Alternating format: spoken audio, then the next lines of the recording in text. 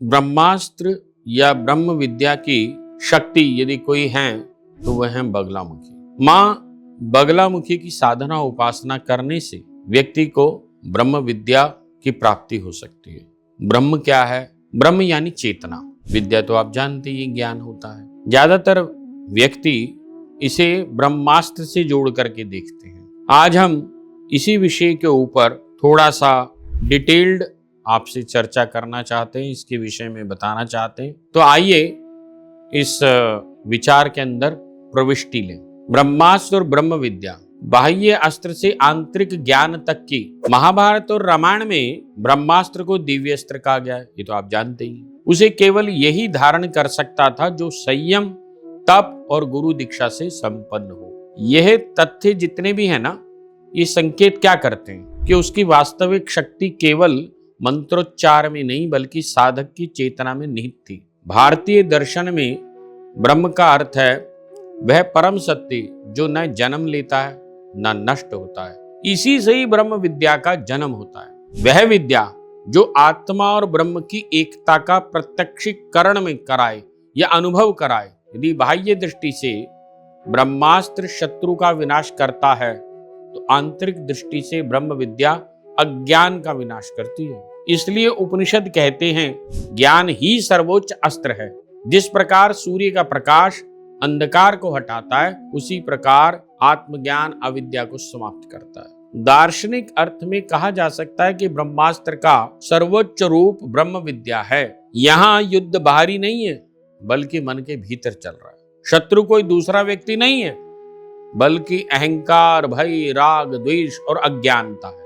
काश्मीर शैव दर्शन के अनुसार जो तांत्रिक दृष्टि है वो क्या है? स्पंद शक्ति और चेतना। काश्मीर शैव दर्शन में स्पंद का अर्थ होता है चेतना का सूक्ष्म जीवंत कंपन। परम शिव स्थिर भी हैं और स्पंद स्वरूप भी है। इसी स्पंद से शक्ति प्रकट होती है और उसी से संपूर्ण विश्व का विस्तार होता है, एक्सपेंशन होता है। इस परिप्रेक्ष्य में यदि ब्रह्मास्त्र की दार्शनिक व्याख्या करें तो वह किसी अग्नि बाण का नाम नहीं बल्कि ऐसी जागृत चेतना का प्रतीक बन जाता है जो अज्ञान के आवरण को भेद देती है। शक्ति यहाँ विनाशकारी नहीं बल्कि प्रकाशकारी है। जैसे दीपक अंधकार से युद्ध नहीं कराता, केवल प्रकाश देता है, वैसे ही जागृत चेतना अज्ञान से संघर्ष नहीं कराती बल्कि उसे समाप्त कर देती है।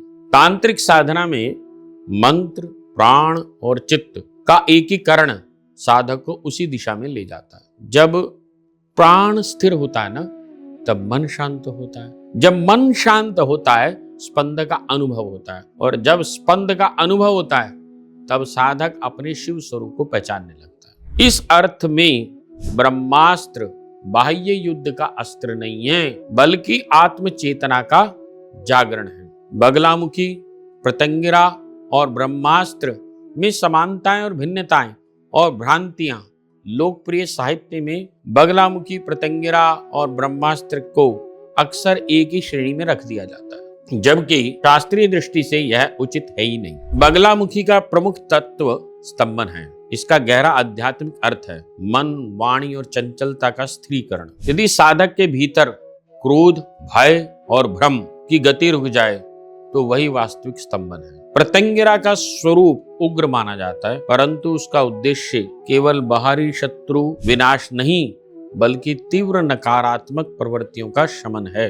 विभिन्न तांत्रिक परंपराओं में उसकी उपासना के रूप और अर्थ अलग अलग मिल जाते हैं। ब्रह्मास्त्र इसके विपरीत महाकाव्यों में एक दिव्य अस्त्र के रूप में वर्णित है। उपलब्ध शास्त्रीय प्रमाण इसे बगलामुखी या प्रत्यंगिरा की किसी विशिष्ट साधना से सीधे नहीं जोड़ते, फिर भी एक प्रतीकात्मक समानता अवश्य दिखाई देती है। ब्रह्मास्त्र जो है वह अज्ञान का अंतिम भेदन भी है और माँ बगलामुखी चंचलता का स्तंभन करती है। प्रत्यंगिरा भय और विनाशकारी प्रवृत्तियों का शमन करती है। तो तीनों का अंतिम लक्ष्य साधक को अधिक जागरूक, मुक्त बनाना है। किंतु इन्हें एक ही साधना या एक ही विद्या मान लेना शास्त्रीय रूप से उचित नहीं होगा। आधुनिक साधक के लिए ब्रह्मास्त्र का वास्तविक अर्थ आज अधिकांश लोगों का युद्ध किसी रणभूमि में नहीं होता बल्कि अपने भीतर चल रहा तनाव, भय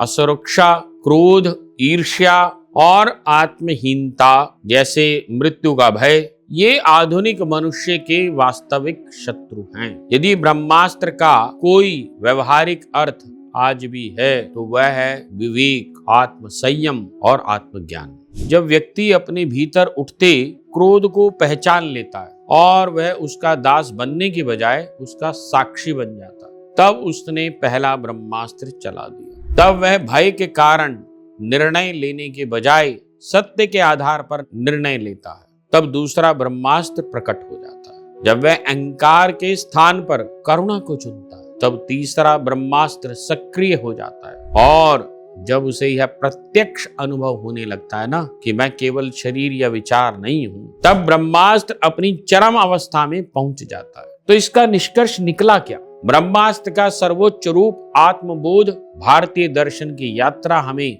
बाहरी युद्ध से भीतर की यात्रा तक लेके जाती है। रामायण और महाभारत हमें दिव्य अस्त्रों का वर्णन देते हैं। उपनिषद बताते हैं कि सबसे बड़ा युद्ध आत्मा और अज्ञान के बीच है। गीता क्या कहती है? आत्मा अविनाशी है। काश्मीर शैव दर्शन क्या कहता है? कि संपूर्ण जगत शिव के स्पंदन की अभिव्यक्ति है। तंत्र बताता है कि शक्ति का सर्वोच्च उपयोग चेतना के जागरण में है। इन सभी को एक सूत्र में बांधें तो ब्रह्मास्त्र का सर्वोच्च अर्थ यह बनता है, ब्रह्मास्त्र वह नहीं जो किसी दूसरे का विनाश करे। ब्रह्मास्त्र वह है जो साधक के भीतर अज्ञान, भय और अहंकार का अंत कर दे। यही कारण है कि भारतीय आध्यात्मिक परंपरा का अंतिम लक्ष्य किसी शत्रु को पराजित करना नहीं है, बल्कि स्वयं को पहचानना। हु एम आई, को हम। मैं बार बार बोलता हूं, को हम। जब साधक अपने भीतर स्थित उस चेतना का अनुभव करता है जो जन्म लेती है, न मरती है,